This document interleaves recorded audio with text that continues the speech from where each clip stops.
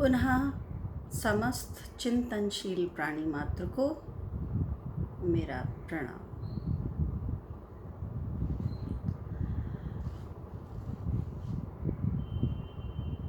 संसार का नियंत्रण करता ईश्वर, रचनाकार ईश्वर, रचनाकार में शक्ति है, रचनाकार में कंट्रोलिंग पावर है। ये समझना कठिन नहीं कि अनेकों बार अनेकों मनुष्यों ने संसार को अपने हिसाब से नियंत्रित करने का प्रयास किया, परंतु वह शायद उसी समय तक नियंत्रित कर पाए जब तक ईश्वर की इच्छा थी। उनकी इच्छा से वह कुछ कर पाए, वह तभी तक संभव हो पाया जब तक उनकी इच्छा में ईश्वर की इच्छा सम्मिलित थी। तो ईश्वर का एक गुण शक्ति, जिससे वो क्रिएट करता है। दूसरा गुण नियंत्रण करना, जिससे वो नियंत्रित करता है। ईश्वर के इसी गुण को पहचानकर अनेक मनुष्यों ने संसार को अपनी तरह से नियंत्रित करने का प्रयास किया। नियंत्रित करने के प्रयास में ही कुछ ऐसे विशेष गुणों का समावेश किया गया, जिसमें सर्वप्रथम तो ऐसे लोगों ने ये प्रचारित किया कि केवल उनका ही संपर्क ईश्वर के साथ है, जो कि गलत है, एकदम गलत, संभव ही नहीं। और उनके ऐसा कहने पर जिन लोगों ने ऐसा मान लिया, उनका मानना भी गलत, बिल्कुल गलत, क्योंकि उनको ऐसा मानना ही नहीं चाहिए था। अगर उनके अनुभव में ईश्वर थोड़ा बहुत भी आया था, तो उनको आसानी से पता चल जाता, किसी अन्य के बताने की कोई आवश्यकता नहीं थी कि ऐसा संभव ही नहीं कि ईश्वर, अल्लाह, खुदा, गॉड केवल एक से संपर्क कर सकते हैं, अन्य से नहीं। इसके बाद यदि इस पर गहराई से विचार किया जाए, तो इस अवधारणा के पीछे कि केवल मेरा ही ईश्वर से संपर्क है और तुम ईश्वर के निर्देशों का पालन करो, ईश्वर के उस गुण को जिसके कारण वो इस पूरे संसार को नियंत्रित करता है, ईश्वर के इस गुण को उपयोग करने का प्रयास किया गया। और ईश्वर का नाम लेकर, अल्लाह का नाम लेकर, खुदा का नाम लेकर संसार के अन्य लोगों को नियंत्रित करने का प्रयास किया गया। कई बार केवल ये बताकर कि I am the only messenger of God, कई बार ये बताकर कि I am the last messenger of God, मैं इकलौता वो हूँ जो ईश्वर से संपर्क कर सकता हूँ, या मैं ही ईश्वर हूँ, इसलिए जो मैं कह रहा हूँ केवल मेरी बात सुनो, केवल मेरा कहा मानो। अथवा एक अन्य प्रयास किया गया और वो प्रयास ये था कि ईश्वर ऐसा ऐसा ऐसा करने को अच्छा मानते हैं, इसलिए ऐसा ऐसा ऐसा कीजिए, और ईश्वर ऐसा करने को बुरा मानते हैं, इसलिए ऐसा मत कीजिए, अन्यथा ईश्वर आपसे नाराज हो जाएंगे। आपसे नाराज होकर आपका अहित कर देंगे। भय को एक हथियार बनाया गया, ये बताने के लिए कि ईश्वर के नाम पर भयभीत रहो। चिंतनशील प्राणी जरा सा भी चिंतन करेगा तो उसे ये समझने में देर नहीं लगेगी कि डराता ईश्वर नहीं, केवल मनुष्य मनुष्य को डराता है। ईश्वर मनुष्य को नहीं डराता। ईश्वर केवल सही मार्ग दिखाता है। ईश्वर जब आपकी प्रार्थना नहीं सुनता, ईश्वर जब उस दिशा में आपका सहयोग नहीं करता कि आप एक दिशा विशेष में न जाएं, उस कार्य को न करें, तो कहीं ना कहीं ईश्वर आपको ये निर्देश स्वयं दे रहा है, किसी और के माध्यम से नहीं। वह आपको स्वयं ये निर्देश दे रहा है कि आपने जो मार्ग चुना है उस मार्ग पर पुनः विचार कीजिए और स्वयं अपने आप से पूछकर अपने निर्णय को दोबारा से उसका अवलोकन कीजिए, उसका एनालिसिस कीजिए, उसका विवेचन कीजिए कि क्या वो आपका मार्ग उचित है अथवा अनुचित है। तो ईश्वर भयभीत नहीं करता, आपको सही दिशा दिखाने का कार्य करने के लिए ईश्वर सदैव तत्पर रहता है। केवल आवश्यकता है तो आपकी उस पर ध्यान देने की। यदि आप ध्यान देते हैं, स्वयं अपने अंदर से आई हुई उस प्रेरणा को, उस विवेक बुद्धि पर यदि आप ध्यान देते हैं,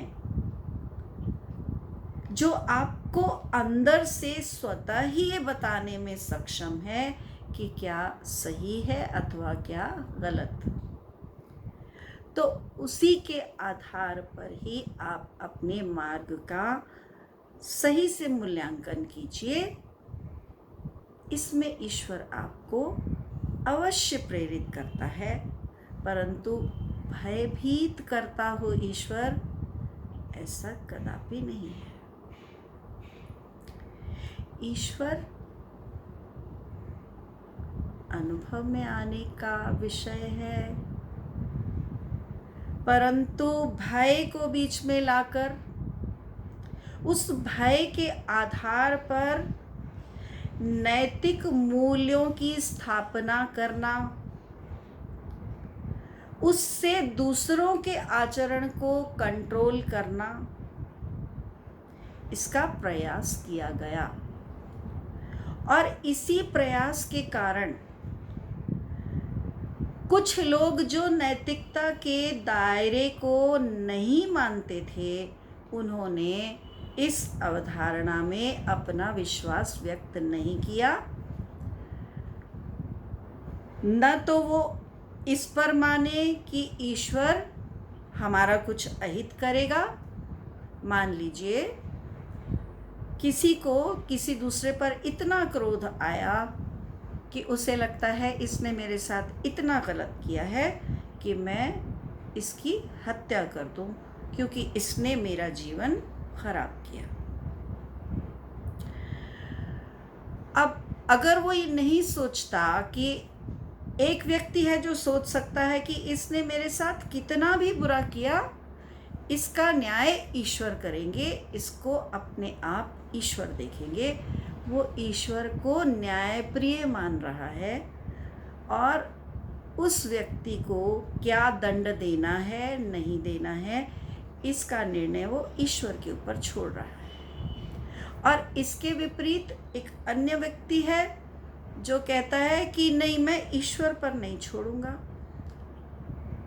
मैं तो इसने मेरे साथ गलत किया है और मैं इसका दंड इसको स्वयं दूंगा, चाहे इसके लिए मुझे इसकी हत्या ही क्यों ना करनी पड़े। तो ऐसे व्यक्ति को यदि कोई ये कहे कि उसने तुम्हारे साथ बुरा किया, परंतु अगर तुम उसकी हत्या कर दोगे तो तुम उससे भी बढ़कर उसके साथ बुरा कर दोगे, तो तुम्हारा ये जो बुरा कर्म है ये पाप कर्म कहलाएगा और तुम्हारा उसका भी बुरा कर्म पाप कर्म कहलाएगा और तुम्हारा जो पाप कर्म है वो उसके पाप कर्म से भी बड़ा हो जाएगा। तो इसलिए आप पाप का जवाब पाप से मत दीजिए और ईश्वर के ऊपर छोड़ दीजिए। ऐसा समझाने पर अलग अलग प्रकार के व्यक्ति अलग अलग प्रकार का आचरण करते हैं, ये हमने सदैव से देखा है। तो जो इस अवधारणा को मान लेते हैं वो कहते हैं ठीक है, ईश्वर इसका न्याय करेगा, तो वो ईश्वर को न्यायप्रिय मानते हैं।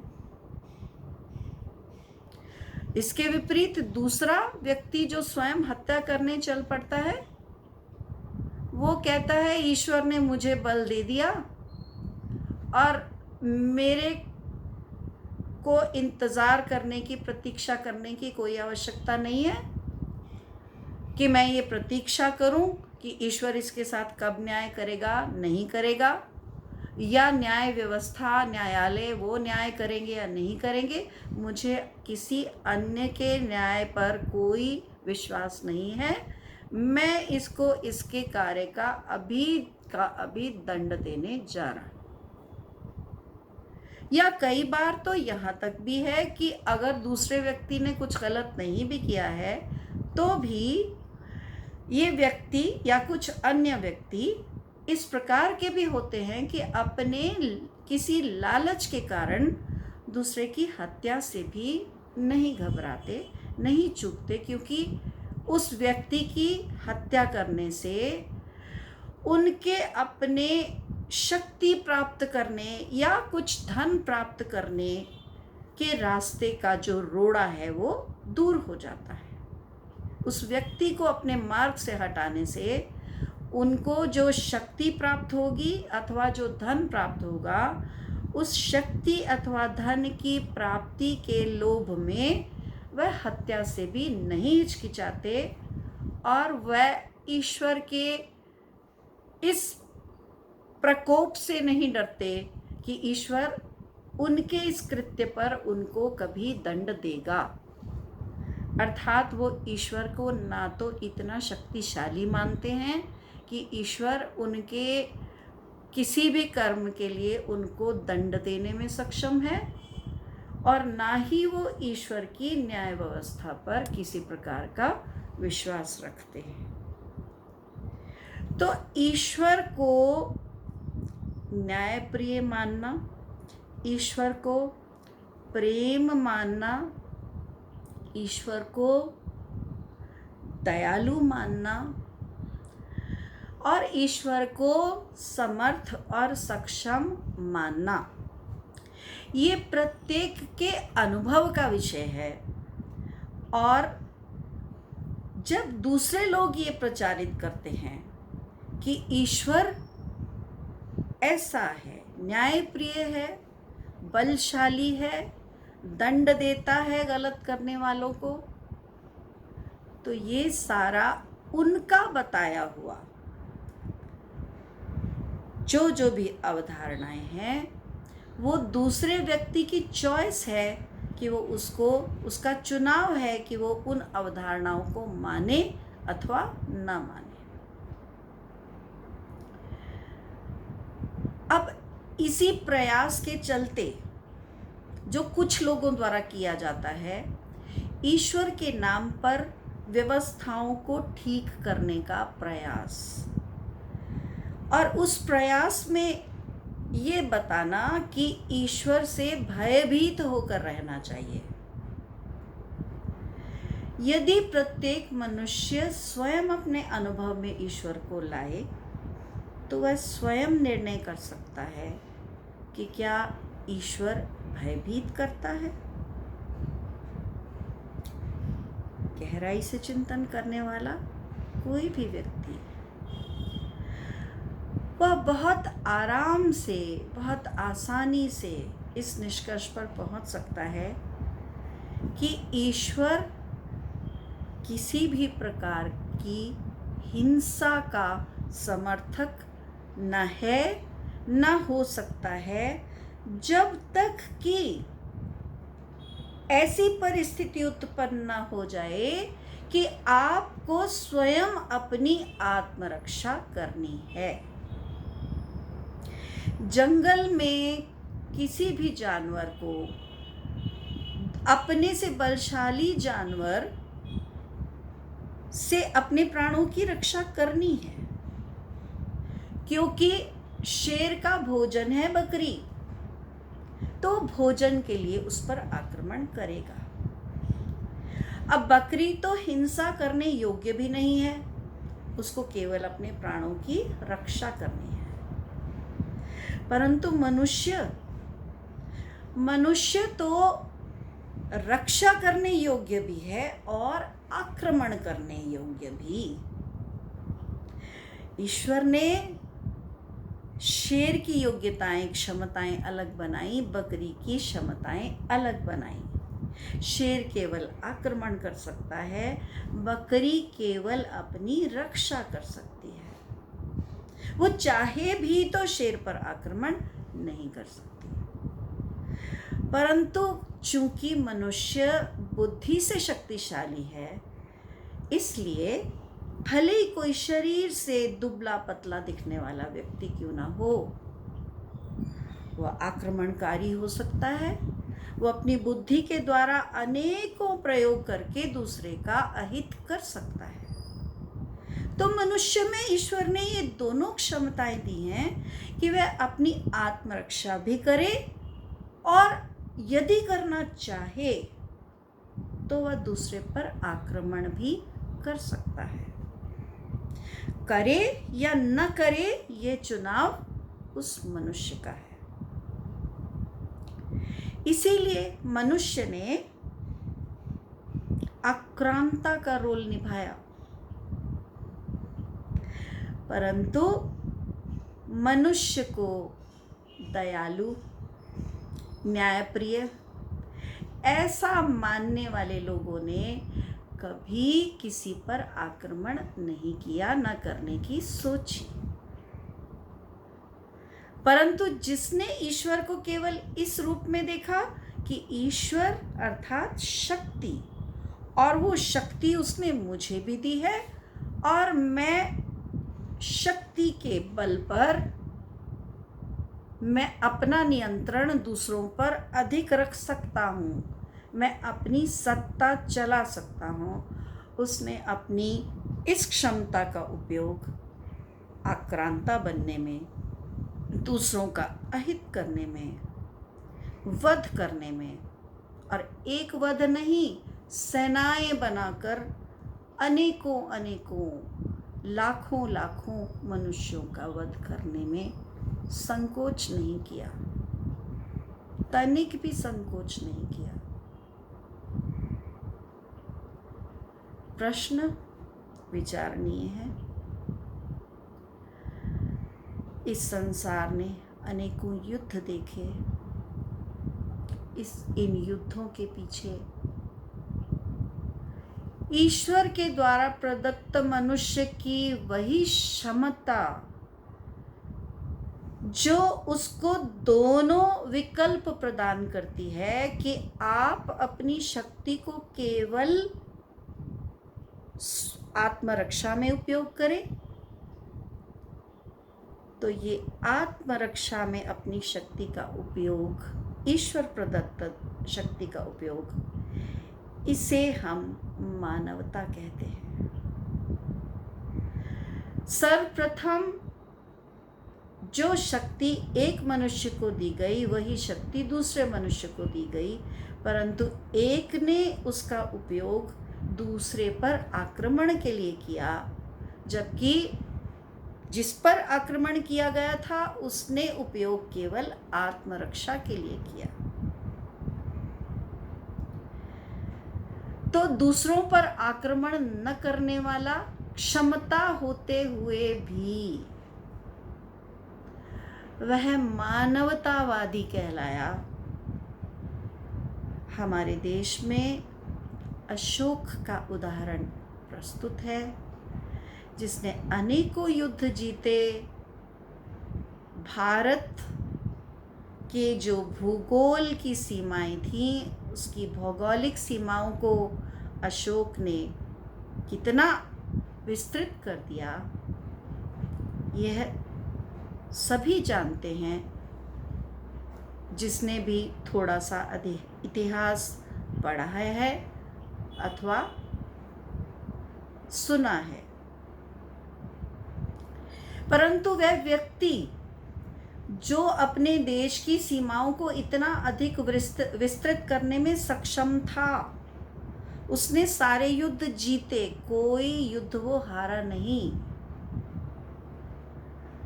वह जब इस रक्त रंजित खेल को खेलता है और उसे सत्ता प्राप्त होती है, अधिकार प्राप्त हो जाता है, तो उसके अंदर उसकी अंतर आत्मा और कहीं वो ईश्वर प्रदत्त अनुभव उसके मन मस्तिष्क पर इतना प्रभाव डालता है कि उसे इस रक्त रंजित खेल से ही घृणा हो जाती है और वह बुद्धम शरणम गच्छामि, बुद्ध की शरण लेते हुए हिंसा के मार्ग के त्याग का वचन लेता है और ये वचन लेता है कि अब मैं केवल और केवल अहिंसा के मार्ग पर चलूँगा।